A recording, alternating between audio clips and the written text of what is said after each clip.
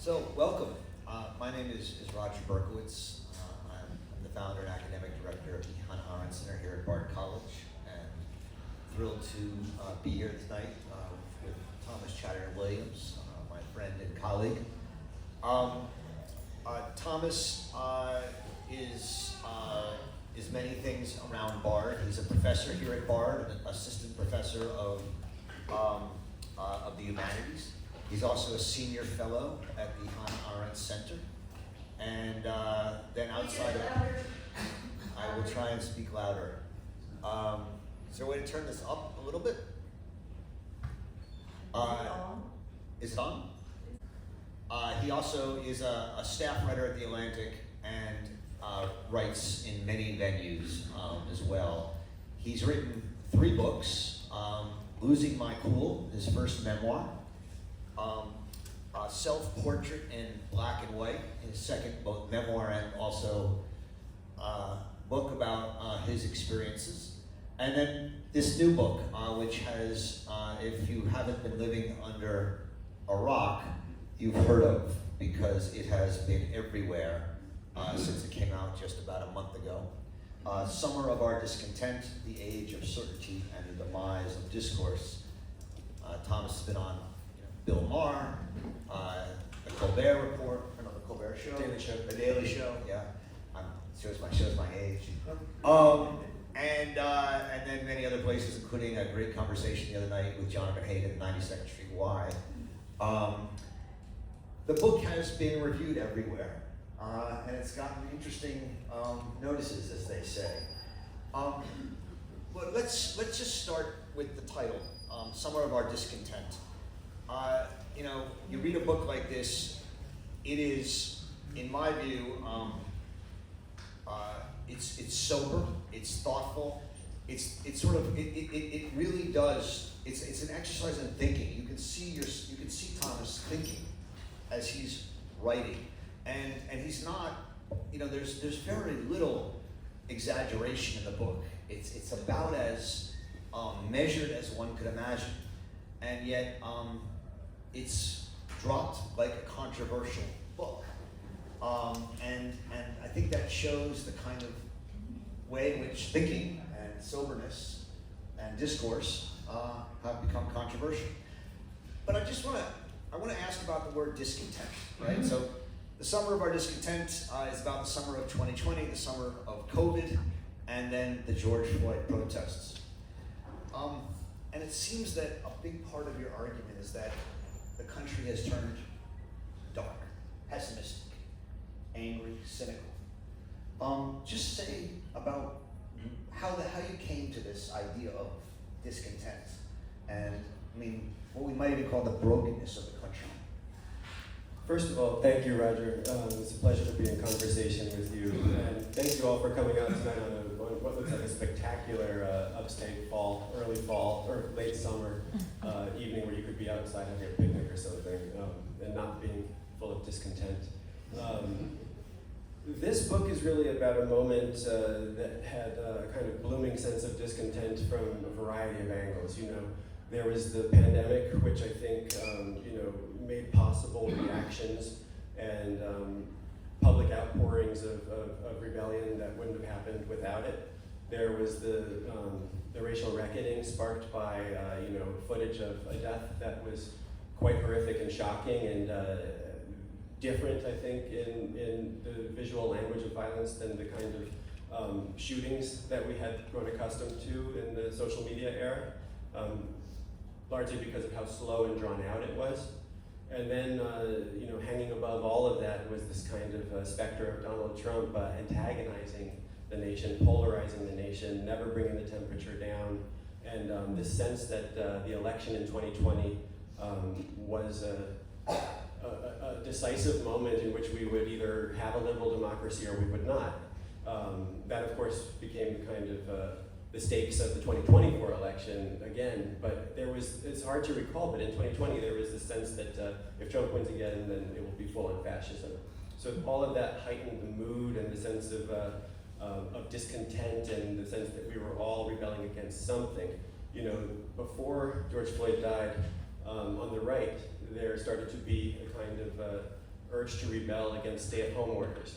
And this was considered disreputable in the mainstream, and it was considered a kind of, if you were rebelling against stay-at-home orders, that was in line with the kind of MAGA politics. Once George Floyd died, this urge to rebel, which I think was very widespread, was given an outlet through anti-racism. And so suddenly from 1 week, 1 day to the next, it went from shaming people for being out in the streets rebelling against stay-at-home orders to shaming people for not being out in the streets for rebelling against racism. And so there was a kind of whiplash that the country went through, and sometimes it was encouraged to rebel, sometimes it wasn't, and we became all full of discontent for different reasons. So you take on these two issues, right? George Floyd and the COVID, I guess there's three: George Floyd, the COVID pandemic and the lockdown, and then the Trump election, the Trump-Biden election. Obviously, it's interesting that 5 years after, there's very little in the press writing, in the reviews about COVID, and it's mostly about George Floyd. You just said that we went very quickly from people saying what's responsible and right is to stay home and not go outside, to there's a public health epidemic of racism and you have a responsibility to go out and protest, and it doesn't matter about COVID. Is the George Floyd moment still with us? I mean, you treat this book as a hinge moment, this year, 2020, as a hinge moment. Is the hinge moment still there? Is this still the dialogue that we're in? Yeah, 2020, I think that, some years don't just go with the flow. 1968, 2001, with September 11th. I would say 2020, there's a distinct before and after. But what I'm glad, sometimes being tardy can be helpful. I'm glad that I turned the book in 18 months after it was due, because it would have been, I think, very premature. I would have said that the country changed, like a switch was flipped, and nothing was the same after 2020. But in fact, that's not true. I think there's before and after 2020, but what 2020 actually amounted to was setting the table for this extraordinary moment of reaction and backlash that we're now experiencing. And I think that, is the George Floyd moment still with us? In weird ways, I think there's a kind of perverted mirror image of it happening now. I think if you look at the way that the tragic assassination and horrific assassination of Charlie Kirk last week, if you look at how it's being treated, I think he's quickly emerging as a kind of right-wing Floyd, something that's not just the man as he lives his life anymore, but something posthumously that an entire movement is using for means and ends, and kind of sometimes on a subconscious level as a kind of mythical figure of some sort. George Floyd really became a meme. His death became a meme, and we're seeing that the right actually craves that kind of unifying factor through death too. And to me, this is one of the underlying themes of your book. You tell me if I'm right. It's that memes have taken over. You put it in, I think, really thoughtful language, right? It's that the specificity of present events has been replaced with abstractions, right? That's one way to put it. And you have a number of examples, right? We'll go through them in a second. But let's start with George Floyd. You do something that I think is controversial and maybe upsets some people, but I'm wondering if you could explain what you say. You say that George Floyd was not killed because of his race, but because of other factors, including his class and being an impoverished person, or at least not exclusively because of his race. And you push back against some of the way his death has become a meme about racism. Can you articulate that argument? I think that I certainly wouldn't say that his race has nothing to do with his death. I don't know, what was in the mind of Derek Chauvin who killed him. I don't presume to know that, and I certainly understand that race and class are intertwined in American history, and there's a whole segment of Black America that remains relatively impoverished as an outgrowth of the racial oppression that was suffered. But I wanted to emphasize in the book that I think George Floyd's primary identity was that of a poor man. He happened to be Black, and his poverty was inflected with aspects of his racial identity and the experiences of that, and the fact that his family, his ancestors, were stripped of the wealth that they had acquired. That was really interesting. His grandfather had been, or great-grandfather had been a landowner of considerable means for a moment, but the family lost that. So there's a kind of racial aspect to it. But most Black people are not actually in circumstances that are in any way synonymous with those that George Floyd found himself in. The horrific incident was sparked by him in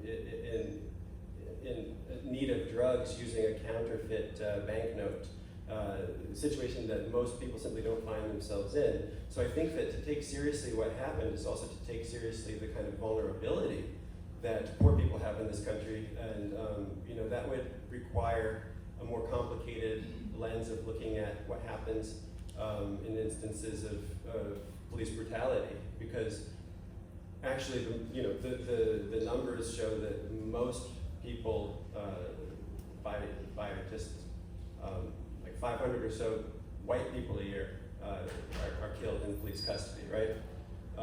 Those tend to be poor white people as well. There was an instance of a man named Tony Timpa in Dallas in 2016 who died in almost identical circumstances to George Floyd. A group of police officers knelt on him while he said he couldn't breathe, and they made jokes as he passed away. That event only got disseminated and only got seen really after George Floyd died, because the parallels were so striking. So, that was also a poor American. So I think that there's just a way of looking at this that was too reductive when we thought that what it is that any Black person finds themselves in George Floyd's position, which is not exactly the case. You ask a question at one point in your book. You say that we ask why was there a mass attunement to racial injustice in response to George Floyd? I guess the question is, as opposed to injustice around class or poverty or other things, right? And you say that in many ways we have a situation in which the masses of the media, the influencers, are jerry-rigging stories to conform to their biases. This is very much what Hannah Arendt would call an ideological thinking, right? They have an ideology, and they take the events, and they don't look at the specificity of the events, and they put it into the story of their ideology that makes sense to the world. So you ask this question, right? Why this mass attunement to racial injustice? Do you have an answer? I wasn't sure I understood if you had an answer to it or not, or if it's just a question. I have some theories or hypotheses. I have some intuitions. I think that the book really starts with the kind of political moment that I came of age in, which was this sense of hope and optimism that was really prevalent in American culture and politics with the rise of Barack Obama, 2007 and 2008. They're going back, writing this, looking at the Gallup polls at the time, there was just an extraordinary sense that Americans across racial lines really felt that the race problem would be solved in our lifetimes, that we were not a country without its kind of past oppressions, without its injustices, but that we can and we would transcend the past and create a kind of, it sounds crazy to say this term now, but a post-racial kind of future. That was actually something that, like, McCain voters said in numbers that would surprise you if you think about how polarized our politics is. McCain was the one who ran against Barack Obama, for those who don't know. So damn. Are we that old? John McCain, the Republican candidate, supporters said that they were proud of their country. Over 50% said they were proud of the country, even in defeat. There was a sense that many Black Americans shared that, like my father, when I think he was raised under segregation, and generally has a pessimistic view of American politics, but even he said, I didn't think that that was going to happen. I didn't think that was possible. There was a sense that, you can't have too negative an idea or too pessimistic an idea of what American culture would be. Even internationally, I was living in France, and people would come up to realize you're American, and they would say, like, America's got its problems, but man, we could never do that in France. This is really inspiring. So there's that kind of sense that things were going to keep improving. And then I think that the reality of the first Black presidency, the fact that it was always too much to put that kind of hope on one man, one politician, when the rise of technology, a big part of this book is the technological component, that our times are really conditioned by social media, the social internet, talking to each other at all times, but also having the kind of supercomputers in our pockets that can record injustice, immediately publish it, and distribute it along large networks, where you can also have a sense that police killings are much more prevalent than they actually are. They occur more often. Most people had a kind of distorted sense of how violent this society actually is in that way. All of this started to, I think, create a mood of disillusionment that really took effect during Barack Obama's second term. And then you have the death of Trayvon Martin, and then you have the death of Michael Brown, and you have Black Lives Matter. And then you have this thing that I don't want to downplay, which is that I think even among a swath of Americans, many of whom would be white Americans, who said in theory, or even felt that they wanted the country to transcend race and were happy that Obama won, some of those Americans turned out to be, I think, happier with the idea in theory than with the actual Black presidency in practice. And so that, from the beginning, there was that Tea Party kind of reaction, all that economic anxiety that then started to transform into broad support for a real populist opponent against the establishment and the continuation of the status quo and Donald Trump. That's a long answer, but I think there's a lot to get through. I think, and why I think that 2020 was what it was. I think it's a great answer, and I think the move from the optimism of the Obama years to the pessimism of 2020 is core to your book, and I think it was really helpful to lay it out. So if you do read it the way you just said, and I think that any fair reading of your book, of Thomas's book, says that that's the way you read it, right? Which is that there was first a kind of populist white reaction against the Obama presidency, and then a liberal, illiberal reaction against the white populist reaction. That's right, and it created a dynamic that I think is very poisonous that we're still living with the effects of, which was in the 2010s, with the kind of progressive and liberal rejection of the white populist, mostly white populist reaction, you had this kind of, I would even say fetishization of racial identity, where every kind of dispute, every kind of injustice, we were encouraged by the thought leaders and the institutions that really guide American culture, by the media, by the universities, even in museums.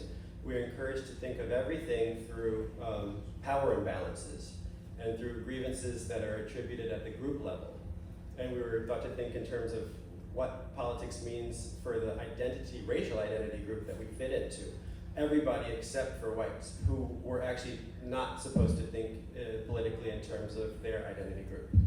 That lasted for a few years, and there was actually a kind of very dangerous dynamic that took place, which sociologists would call preference falsification, where there was such an atmosphere of punishment and censoriousness, punitiveness, that you really had no idea what a lot of people you were interacting with genuinely thought. Then you get these kind of revelations and you get surprised every 4 years, like, wow, more people in America actually support Donald Trump. Like, I don't know anybody who supports Donald Trump. You don't know anybody who supports Donald Trump because people were losing their jobs over the slightest kind of wrong thing. And now we're really living in a moment where all of the masks have slipped. People are no longer falsifying their preferences. And it's a world that was in part, not totally, because the right is not just a reaction to the left, but it was in part set up by a dynamic that many, many liberals for years were warning cannot hold. And now, of course, as you were just telling me, today the Vice President of the United States, right, says that you should inform on your coworkers if they are saying anything negative about Charlie Kirk. Yeah, I mean, just genuinely an astonishing moment in the past week, where elected officials are encouraging and informing on each other. I would have said that couldn't happen in America. So one of the, I took this to be your thesis, and I want to just read it.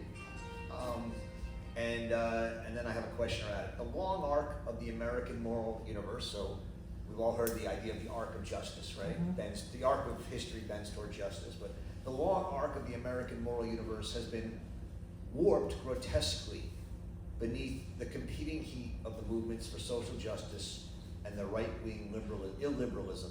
It both feeds off and nourishes. I think when a lot of people who are on the left read your book or talk to you, there's a sense of, why do you harp on the excesses of the illiberalism, right? Yeah. This is a response to a really dangerous right-wing illiberalism, which you yourself think.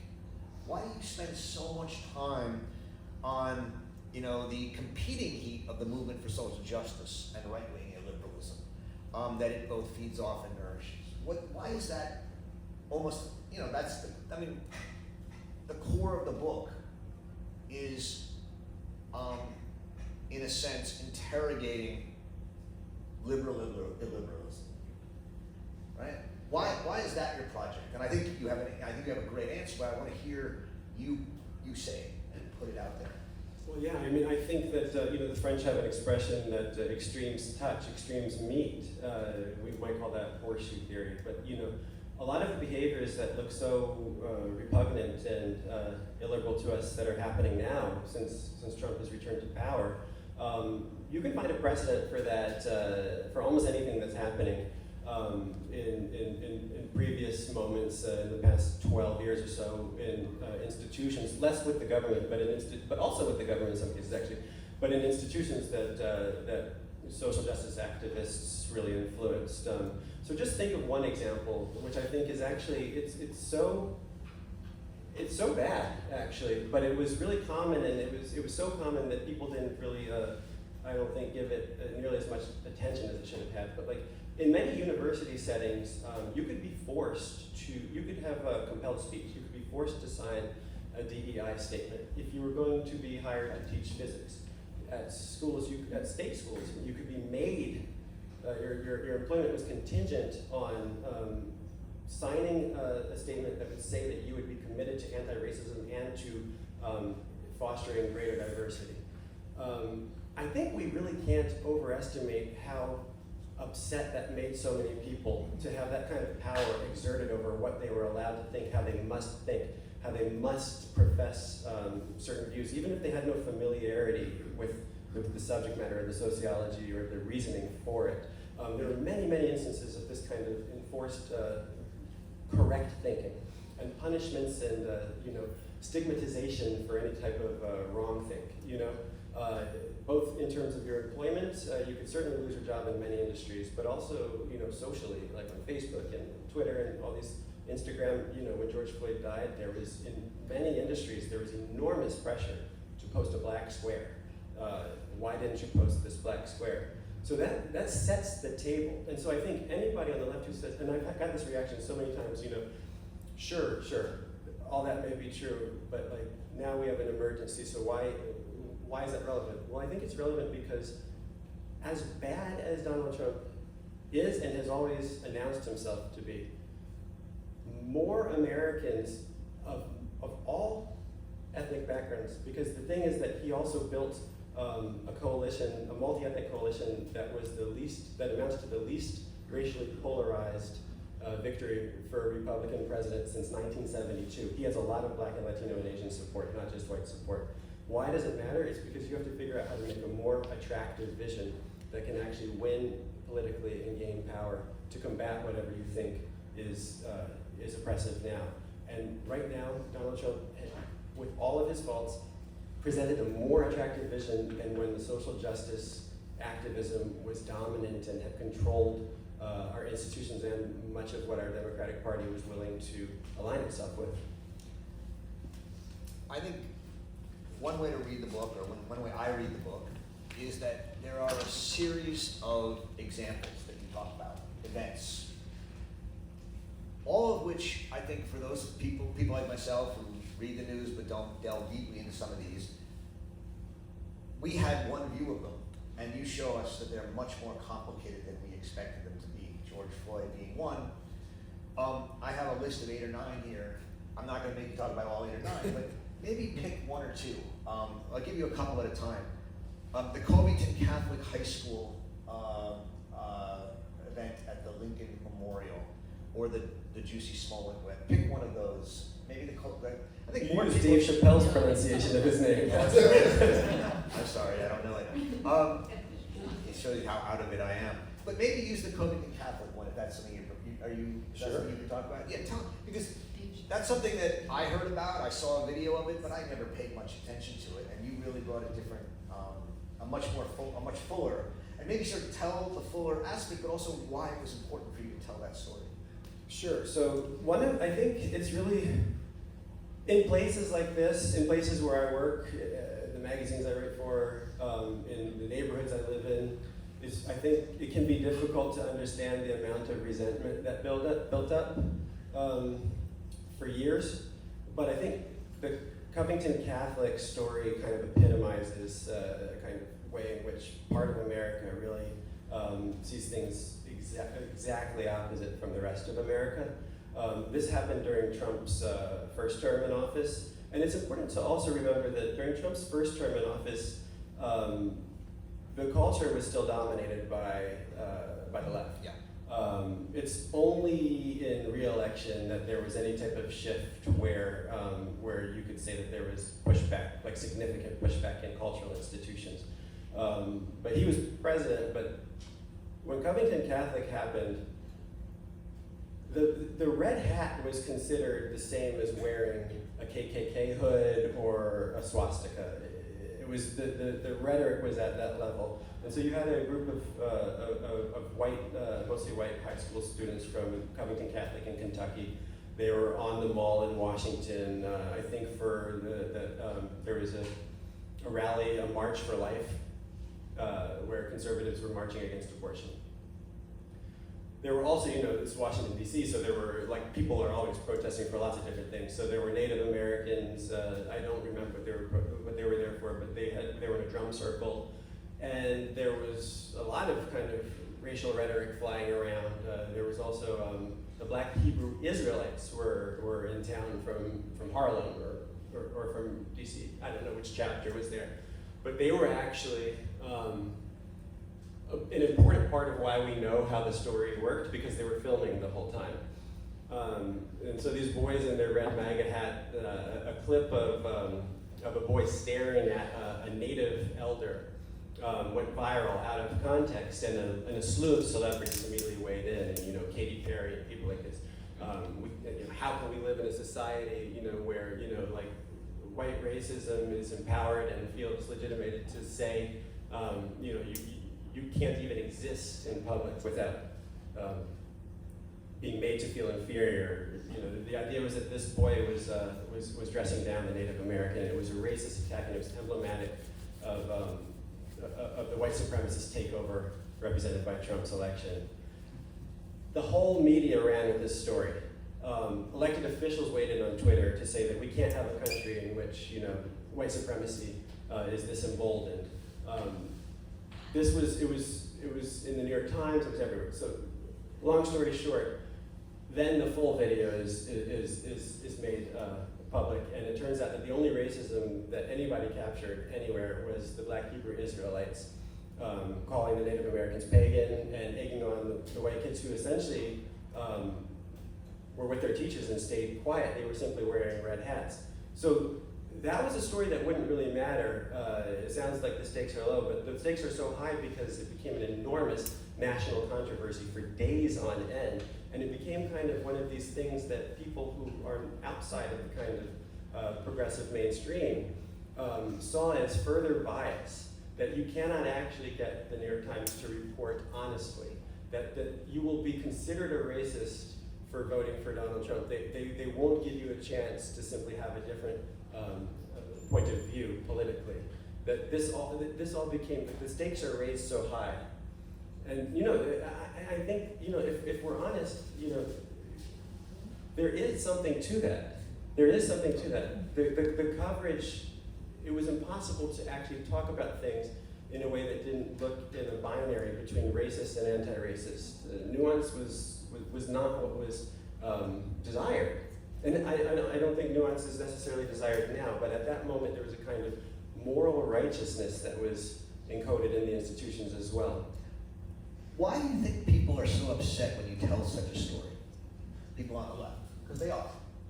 They are, and I'm trying to think why, because I don't think I know anybody who disputes that story was completely mischaracterized. There's no one today who still says that, no, the Covington Catholic kids were being racist. It also turns out that, there was such the country wasn't producing enough hate crimes or anything like that, that, you had the Jussie Smollett situation just about the same time where, this actor from the series Empire on Fox, like big hit show, invented a hate crime. He hired two Nigerian actors to assault him in the middle of the night in Chicago, and then he called in the hate crime. It's strange, and the media immediately ran with that, and Kamala Harris and Nancy Pelosi and everybody, AOC, everybody weighed in on it before having the facts. Everybody had a reaction that slotted into a ready-made narrative. Nobody today says that was actually correct. Nobody says the Covington Catholic thing. People defend it, even though they say it doesn't correct. Well, it doesn't matter. It shows something that's really there, and therefore it's okay to use these things in this way. Or is that the argument? I mean, I haven't heard someone say, in journalism, we have this expression, don't let the facts get in the way of the truth. Yeah. And I think that there's a way that people feel about racism that kind of fits with that mentality, that we know that this country is white supremacist. So, okay, so in that situation, there's a kind of, okay, no one expected the black Hebrew Israelites to be there, but you know that what it means to wear the hat. But actually, I think that that harms our political discourse in ways that the left doesn't fully appreciate. It makes people feel that our institutions are so biased that they're irredeemable. And so now you have this kind of appetite where Trump's instincts are so wily and so they're impressive on some level.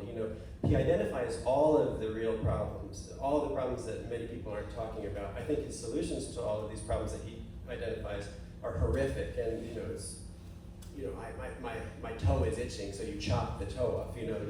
Harvard is, there is bias at Harvard, let's be honest, but his reaction to that is to put Stephen Miller in charge and to try to bankrupt them, and make him a vassal of the state. So it's crazy, but he's not wrong in some of the imbalances that he identifies that resonate widely, especially with people who are outside of the so-called elite. Hannah Arendt used to talk about this, the old communist slogan, you can't make an omelet without breaking some eggs. And Stalin inverted that. The idea is that you can't get communism without killing some people. We all know that. But Stalin inverted it and said you can't break eggs without making an omelet. And she took that very seriously. She said, well, someone like Stalin, he doesn't actually care about communism. Mm-hmm. He just cares about winning. Mm-hmm. He just cares about destroying the system. Break some eggs and something will come up. He doesn't know if he wants a Western omelet or a Greek omelet or a communist omelet. He just wants to break some eggs, tear down the system, and have it. And I see Trump very much the same way. That's really astute, actually. Yeah, that's very true. Yeah. I mean, because he's not conservative in any way. I mean, he has people around him like Stephen Miller who know what omelet they want to make, right? But there are different people in his orbit that want to make different omelets. Trump keeps them all together because all he cares about is tearing the system apart. There's a lot of different omelet orders that could be getting made at the omelet station. You're right. No, but you're right. I mean, like, Donald Trump has gotten the party of Reagan to be on board with taking a 10% stake in private companies. You know, that's just, it's mind-blowing, actually. But you're right, the idea is just to break things. Yeah, and if you look at his book that he wrote 20 years ago, The Art of the Deal, all he says is you want to win. Right? It doesn't matter how you win. All right, I just wanted you to talk about, there's a long section of the book about Kenosha, Kenosha, Wisconsin. And you talk about Kyle Rittenhouse and Joseph, is it Joseph? Rosenbaum, yeah. This blew my mind because I thought I knew this story and it completely changed my appreciation of it. So I just thought I'd ask you to tell the story.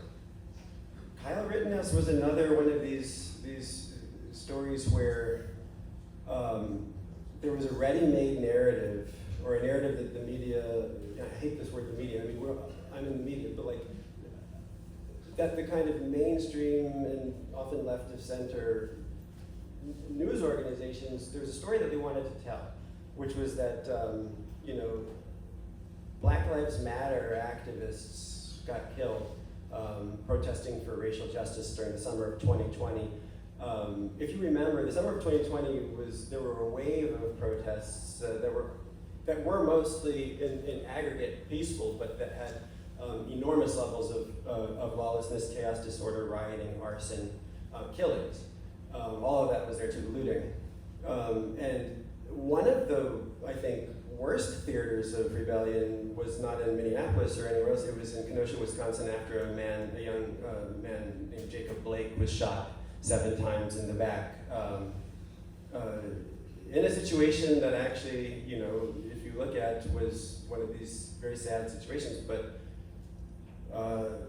the mother of his children called the police because he came to the house and abducted the children, and he didn't have there was a restraining order, and he had a knife on him, and the police multiple times told him not to get in his car, and he kept going to the car, and with the kids in it, and in an aggravated state, and with a weapon on him. And when he reached for what looked like a knife, a cop, I think, overreacted and shot him in the back 7 times. But this is not such an easy cut and dried situation. And I think that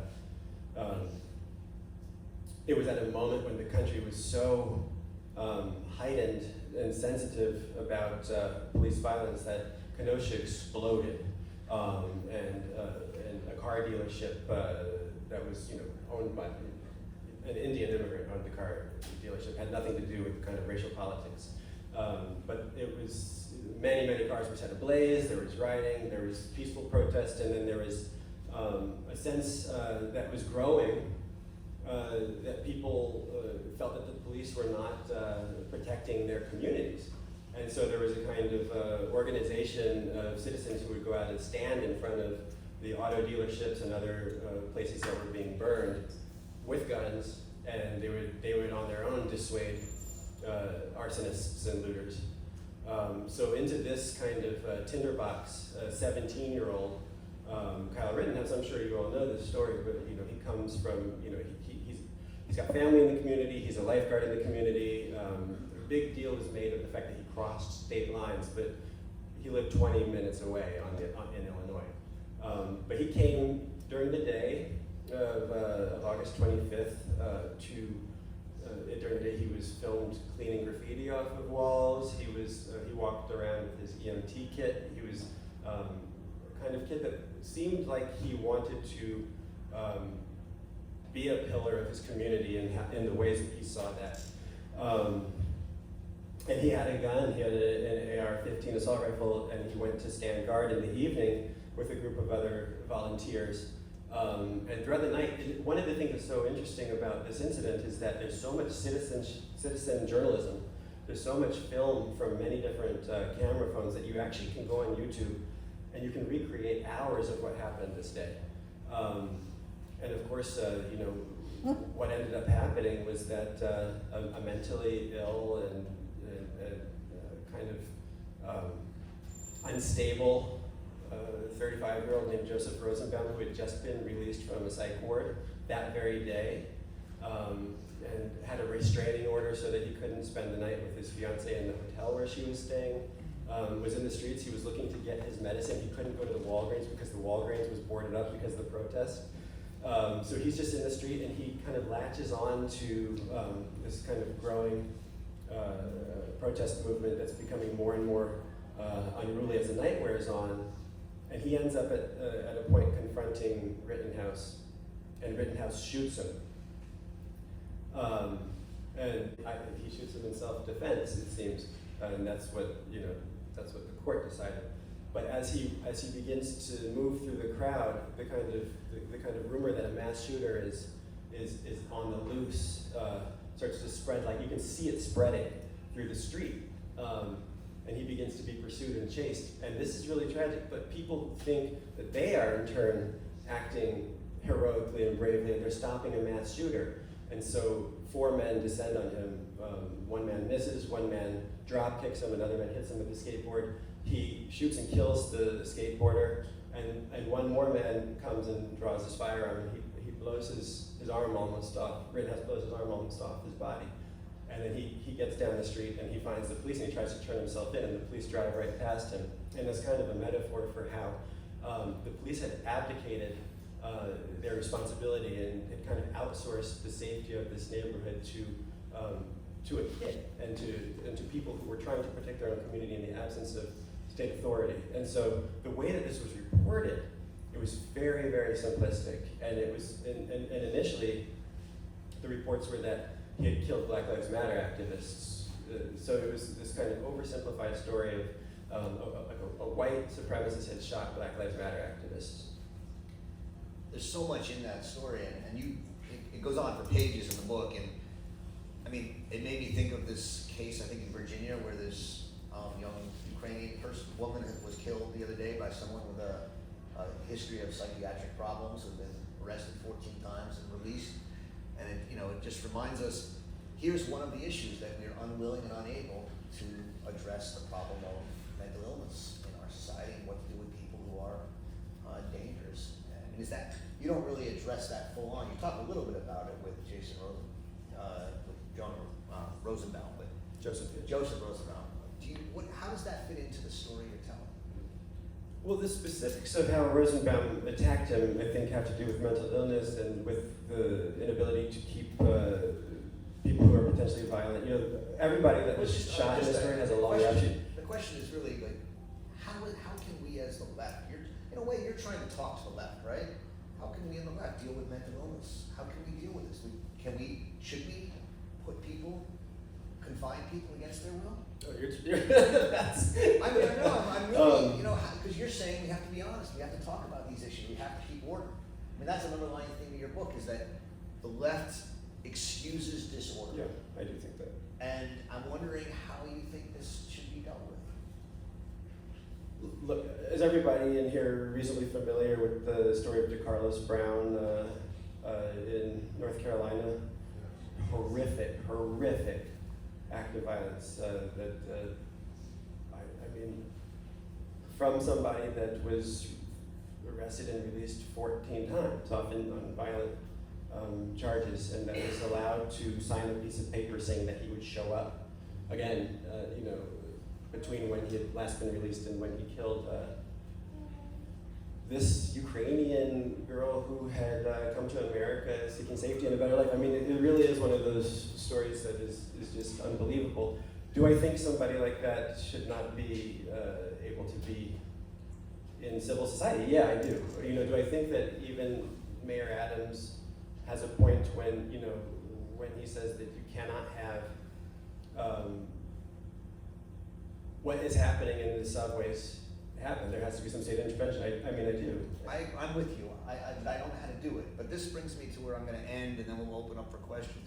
The other sort of thesis of the book, right, which you don't talk, this is not a book of political theory, but it's there.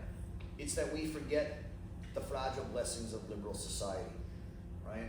The book is, in many ways, a clarion call, a hope that we can return to something called liberalism, which is something like the attempt to balance freedom and order by a commitment to neutral procedures. That's a paraphrase of something you wrote. And liberalism is a complicated thing. It's how do you balance freedom and order? Maximum liberty with also enough order to give people a sense of safety. One way to read the moment that we're in is we need to somehow reinvigorate liberalism and return to an attempt to balance freedom and order. That would be what, and I think a lot of us share that inclination. I certainly have it in me. I would call that the nostalgic inclination. Somehow we have to go back.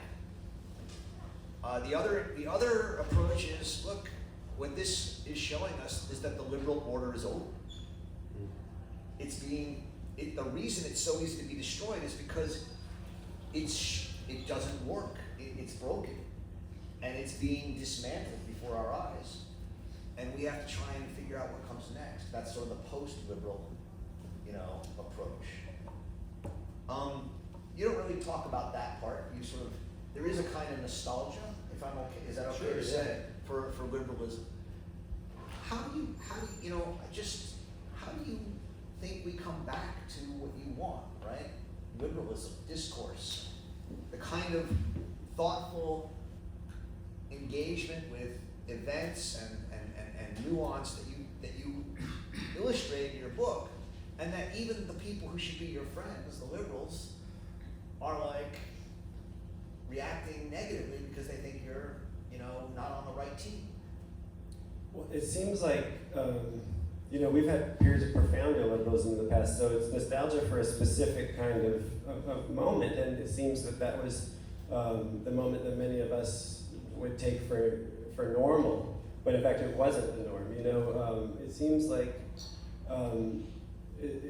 there's something really troubling about human nature, that every so many years it seems we have to relearn the fragile blessings of the liberal society, because we get into moments of excess that explode into violence and strife. And it seems that we may be entering one of those periods where I think that people on both the left and the right are dissatisfied with incremental progress and the status quo, and want some rupture that will bring about some period of pain that will then prime future generations or people in so many years to want to reintroduce some level of measure and moderation back. And it seems that, unfortunately, part of the book is a lament for the fact that it seems that we don't have lasting knowledge. We don't really remember the lessons of the past. We have to kind of reproduce the biases and prejudices and conflicts of the past.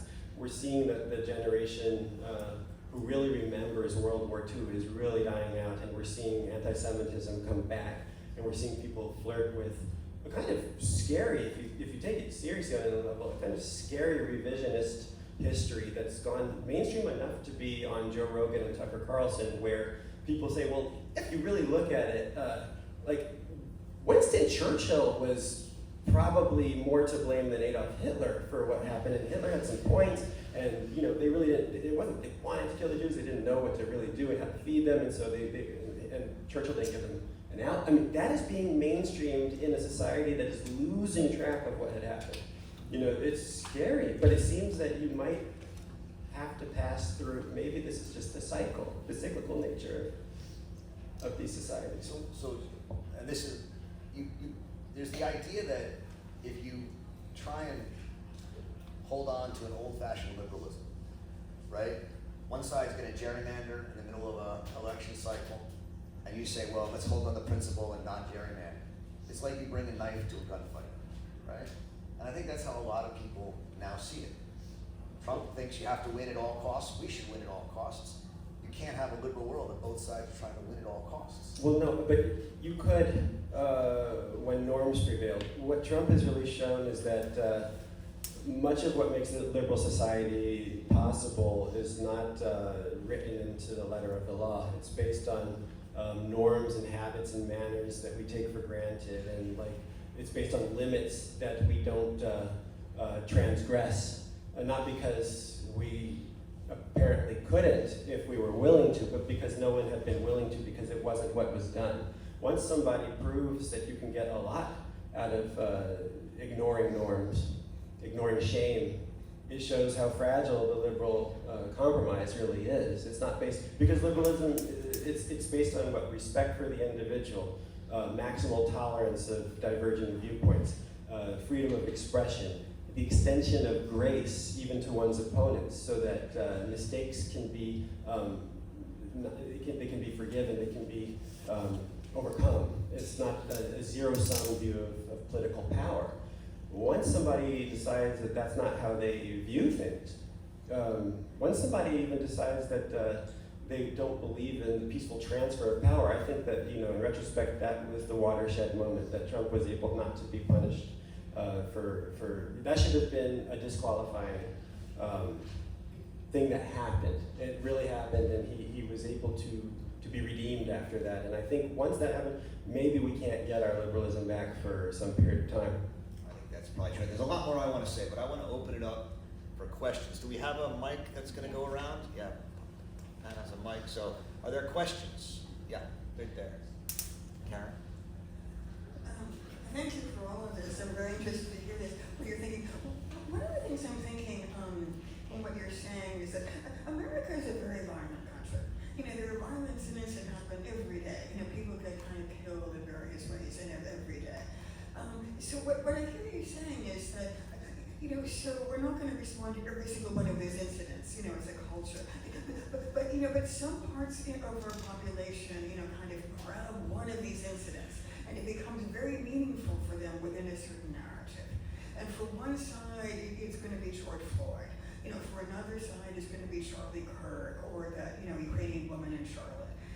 And I was just talking with a friend, and we were talking about kind of Charlie Kirk, and he was saying, basically, nothing to see here. America's a violent country. It's meaningless. And so I'm just kind of, and it was hard for me to even know how to respond to that, because some people get very upset. This person was killed in a violent way, and other people say, oh, this just happens every day, as it does.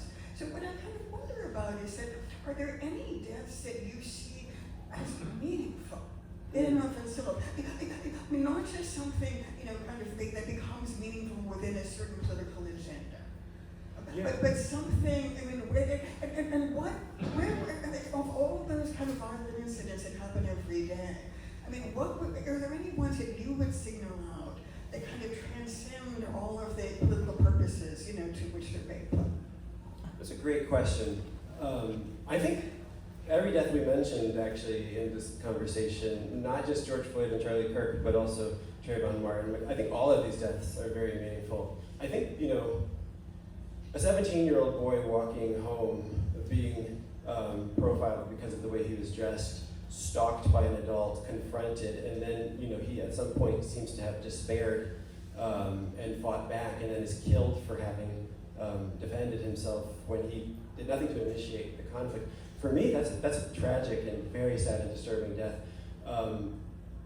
The video of George Floyd affected me profoundly, and I'll be honest, I don't think I've ever seen something like I accidentally saw last Wednesday when I saw the actual video of Charlie Kirk's death. For anybody that works in professionally having an opinion, most of us aren't as famous as Charlie Kirk, but I don't know a single person who has some type of following online and argues ideas for a living whose blood didn't freeze seeing that you could be shot for ideas in that way in front of, and that your kids would see how you died, and that would be, it's terrible. I'm not saying that people are making a mountain out of a molehill in any of these situations. I am saying that people, in some situations, their deaths become, in the book I say there's two George Floyds. There's the man and his complicated reality, and then there's the kind of digital spectacle of the man in his death throes that lives on forever and is disseminated and shared. And that's what you can see Kirk has quickly become, this kind of meme. And that can be used for different purposes. So I don't think it's that we can become, what the person you quoted said, that bothers me. I don't think we can become a society where we say this happens all the time, or this doesn't matter, or we can shrug. But I do think that we have to have a dose of kind of skepticism and a desire to stand outside of the kind of exuberant horde that uses a death or becomes almost excited in a religious ecstasy way that happened, and I think it's happening again, but it happened certainly in 2020, where you suspend any skepticism or any kind of sobriety because this is different, and it clouds your judgment, this kind of, this sense of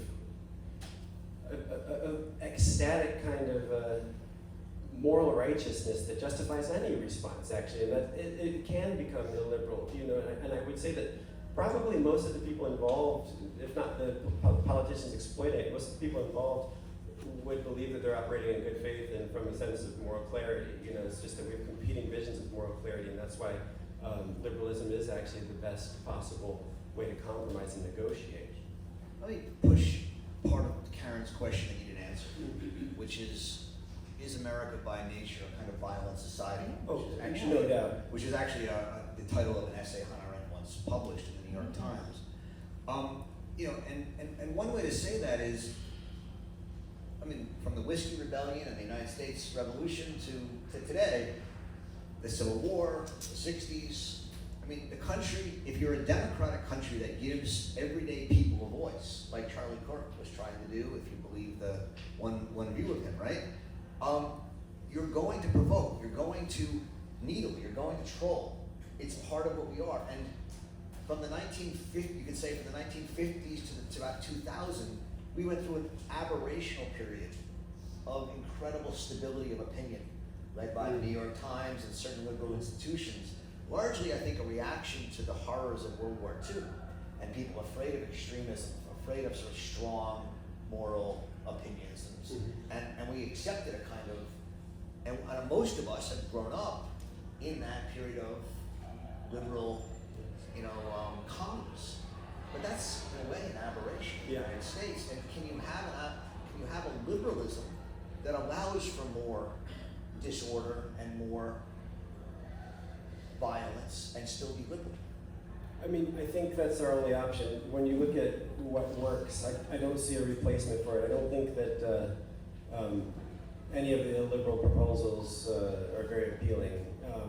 But this is a very violent country. To your first point, and to your point, I have lived in France mostly for the past 15 years, and the statistic I cited earlier about 500 white people in America are killed in police custody every year.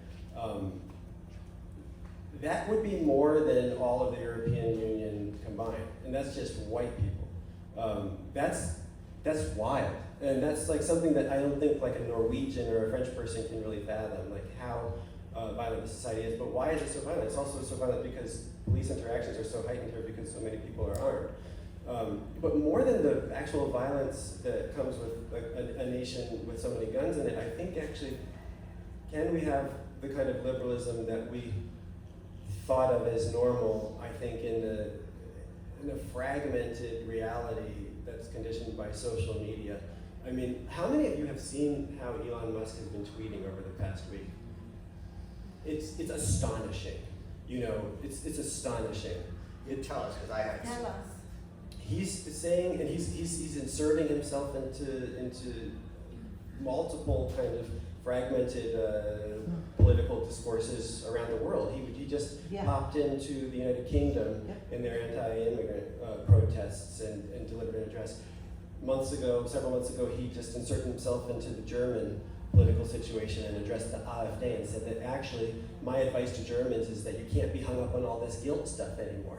Really mind-blowing stuff. And in America, he's rigged the algorithm of what you see. I think that you can't overestimate the kind of race porn that is served up, the crime porn, this kind of like buffet of black violence that has primed an extraordinarily ugly reaction. He has tweeted incessantly since the death of Charlie Kirk saying that we can't live peacefully, actually.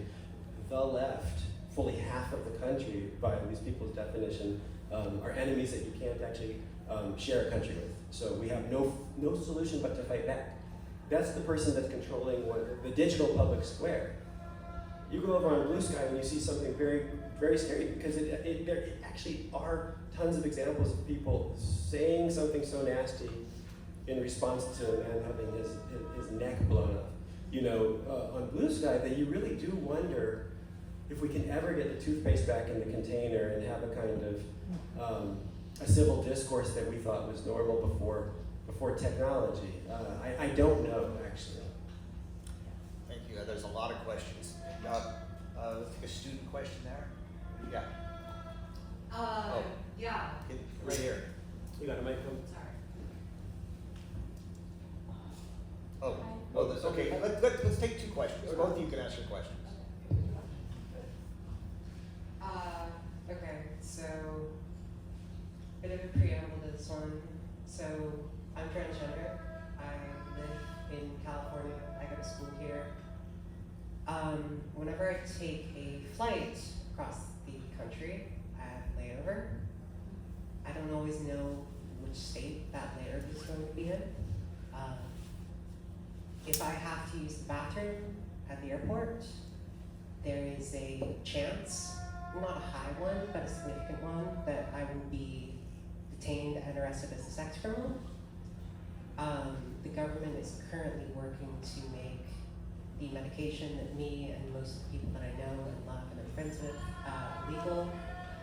The press, among them kind of bastions of liberal thought like the Wall Street Journal, are currently reporting baselessly that the recent political assassination was motivated by something called transgender ideology, which is something that no one has ever made clear to me.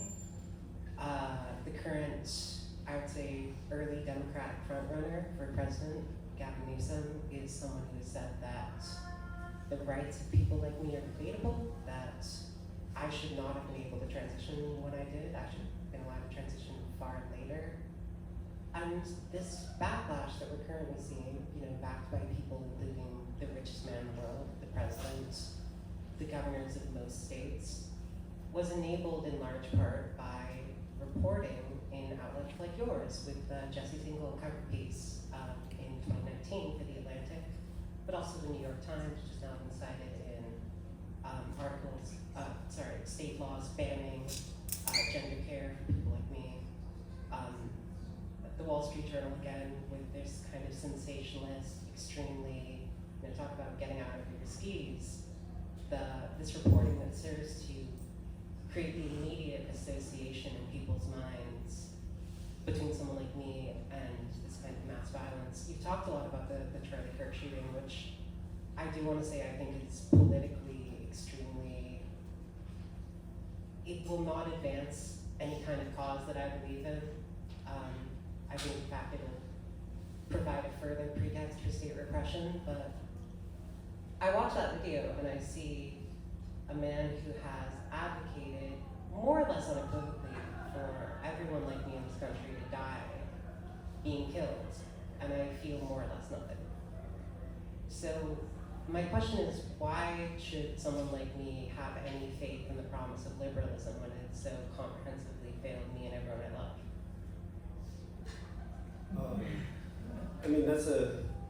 I hope, it saddens me to think that you feel that way, and I hope,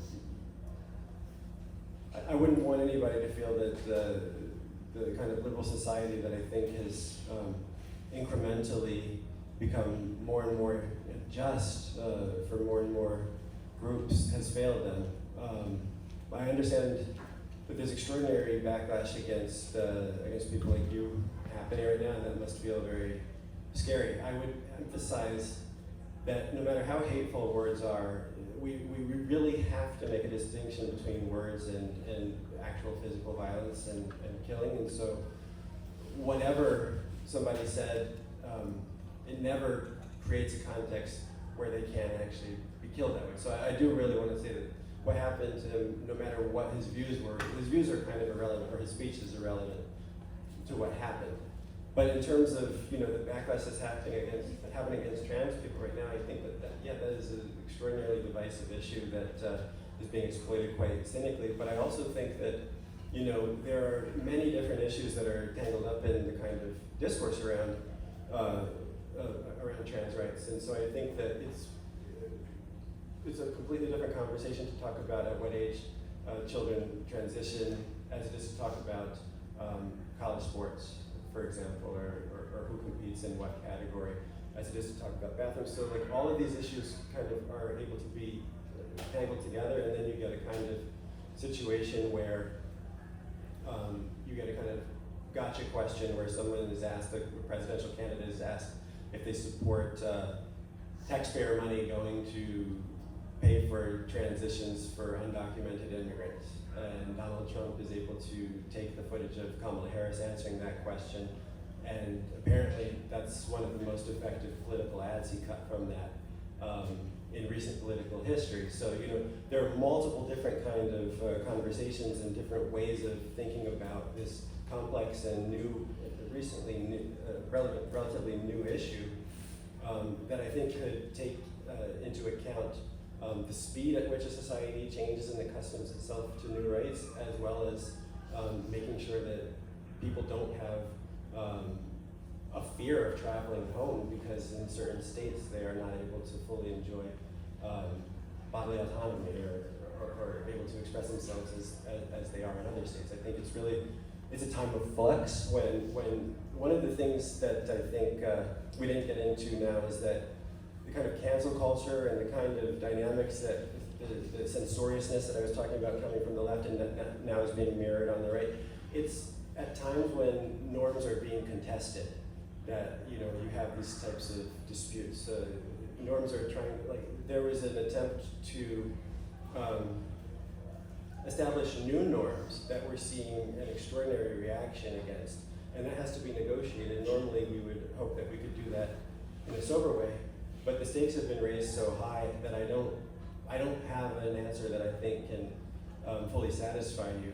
But in terms of journalism, I do think that these questions have to be discussed in ways where we can have genuine differences of opinion, but hold a kind of respect. I mean, that is what we have, and especially in a place like this in a university, we have to have the ability to fully articulate views, to disagree, to defeat bad ideas with better ideas, and to hopefully hold out the possibility that we are persuadable and can persuade others if we have information that we believe they lack. Thank you. Right in front, yeah, there was a, yes. Is there right here? In the, yeah. Hello.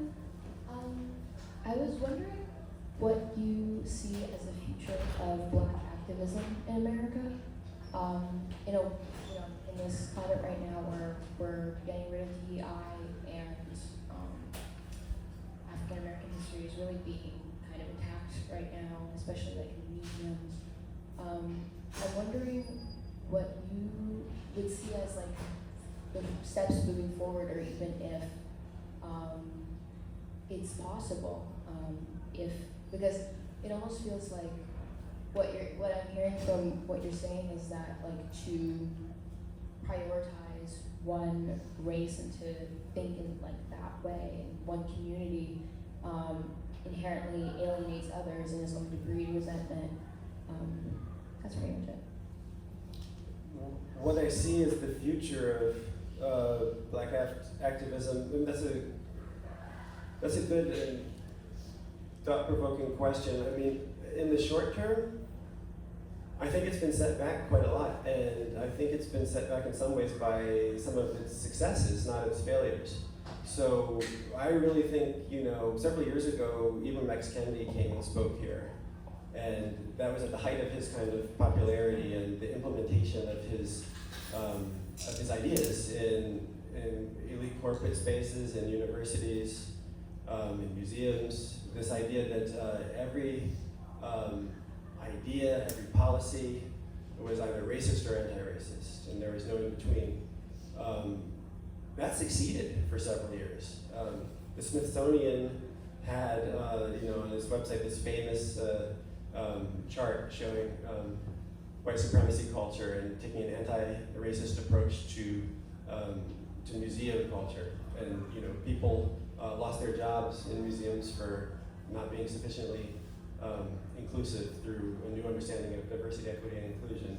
And Fortune 100 companies made all of their employees do a kind of diversity and anti-racism training.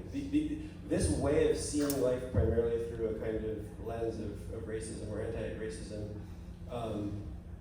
by succeeding, I think it set back the ability of people to advocate for some of these issues in ways that are really detrimental. I think that we're actually getting a purge of, there's a reaction against diversity that's going to be very hard, I think, right now to act against.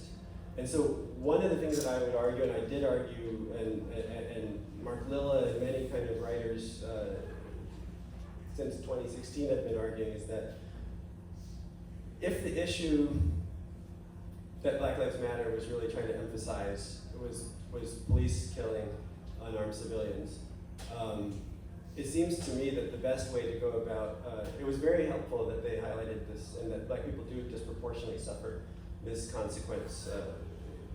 But a better way, and probably a more lasting way of addressing that would have been to make it a kind of universal issue based on the fact that, you know, in America, too many civilians die in police custody, disproportionately Black and Native American, but actually all American citizens should be concerned about this because it's unacceptable to all of us, not insofar as we are members of an identity group, but insofar as nobody should actually be okay with unarmed people being killed, actually judicially like this. That, I think, is still the way to go forward, and that, I think, would be the best, I think there are many ways you could think about this in terms of inclusivity. You could say that one way that we could actually accomplish a lot of the goals we have when we think about how do we get more Black people or more Latinos in spaces like universities or in elite law firms or places like this, we could look at something that everybody can buy into, which is that people should be given some form of a leg up on a kind of class background. You know, that actually would end up getting a lot more Black people in because Black people are disproportionately poor. But it would also introduce a kind of equality that would make it possible for the kind of working class whites that have been so exploited by the politics of division recently. It would make it possible for them to buy into it too. I think it would also make it possible for a lot of the working class Blacks and Latinos that have been so alienated by DEI and by anti-racism because they see that it tends to benefit people that are already more elite. It's captured by a kind of middle class and upper middle class bourgeois component of the minority group, and it doesn't actually seem to, but it would make it more equal for Black people too, if we looked at it in a way that it could be applied more universally. So I think that in every instance I can think of, when you push it through a kind of racial lens, you actually end up, even if you have a short-term victory, you end up setting a dynamic that doesn't actually long-term pay off as well as it would if we had a kind of more universal way of making the underlying principle appealing to as many people as possible. Thank you. Yeah, right here in the middle. Can we get a mic? I can speak without a mic. Well, we're recording it, so. Oh, okay. What are your thoughts on the fact that Trump preys on the financial literacy of his constituents with all sorts of crypto products and his sort of three-card Monte card is these things like no taxes on overtime, which a lot of his constituents, especially police, earn. And does that incentivize police to violate the Fourth Amendment? And because when the police are involved in contact with a member of the public, they disproportionately earn overtime by having to go to court, record courts, and other events. I'm just curious what your thoughts were on this. On the financial illiteracy that Trump is able to exploit? Yeah. Or you could even think of it as the criminality of his basic approach to government. Yeah, I mean, this is a complicated question because he has some types of specific talents and qualities that allow him to play the political game in a way that I can't think of anybody else. You know, anybody else would have had.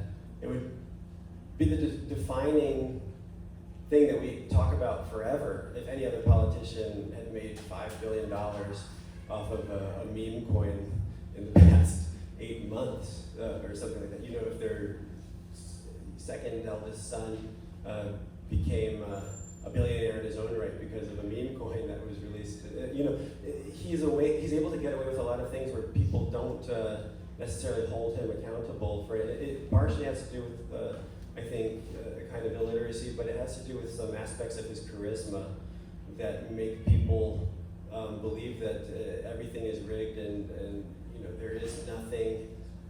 Everybody's a hypocrite and everybody takes and everybody's a liar, or he's just transparent about it, or he's actually somehow rewarded for doing it kind of so brazenly, and he gets away with it. You know, just today I saw a clip where he said, "Smart people don't like me," and he has the famous clip where he said, "I love the uneducated." He says it outright, and they kind of say, "Well, he tells it like it is," you know. And I don't know. He gets away with these things. I don't know what to reduce that to. Yeah, thanks. Yeah, in the back there. This will be the last question. Hi, thank you for this. I want to hear your thoughts on, you touched on it a little bit, but it seems to me that what the Charlie Kirk killing as well has really ignited and has shown is this kind of rise of a transnational kind of alt-right that has these leaders, like one of the figures is Elon Musk, let's say, or some podcast host, or Charlie Kirk, let's say, after his death, or maybe even before. And I often wonder, you know, what it's as if when these things are contained within like national borders, you're like, okay, there's going to be a civil war, they're turning against each other. But now it seems to me that there's this global alt-right turning against this global left on the internet, spilling into the real world.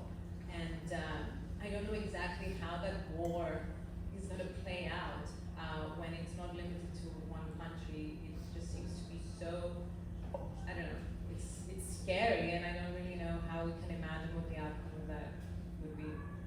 Yeah, I mean, you're talking about the kind of, there's an internationalization of right-wing nationalism that's been happening over the years. You know, like in 2017, all the way back in 2017, I wrote a long piece in the New Yorker about this notion of the Great Replacement that was coming out of France, and that was becoming, you know, a phrase that you would hear in America from Richard Spencer and people like that on the alt-right. And in recent years, like in the past year, I mean, it's really exploded. Elon Musk talks about it all the time, the Great Replacement theory. Tucker Carlson talks about it. And it's something that pops up in Germany, pops up in France, pops up in the United Kingdom. It happens in a place like America that has a very different background and history and doesn't really make sense here at all, in the same way that you could argue it makes some degree of sense in countries that were recently more homogenous. But it is this kind of unifying way of talking and this kind of coordination, and you see that people go to these institutes in Hungary, and people have been learning with activists in Russia and in Hungary under Orban, and the internet makes this kind of organization much more possible. It also makes, you know, one of the problems that had happened in America was the kind of the movement to a kind of national politics as team sport, where this issue has nothing to do with me, how I actually live in my community, but I'm really mad about X. Like, so my community is all white, but like immigration is a national kind of Republican issue, and so it's like high on my list of priorities, or transgenderism in schools where you never even encounter that. You know, it's this kind of like nationalization of political disputes. And now we're seeing that that's actually become internationalized, as you so correctly point out. And I don't know where that goes. I mean, it really is a strange development, and I think that one of the things I was trying to emphasize in this is that much of what is polarizing us and kind of infecting our politics can be traced back to the internet. It really is, it is at the root of so much of our problems. You know, if you look at the shooter, his primary identity was that he was a way too online young man, you know, with a kind of incoherent mishmash of kind of extremist politics from the left and the right.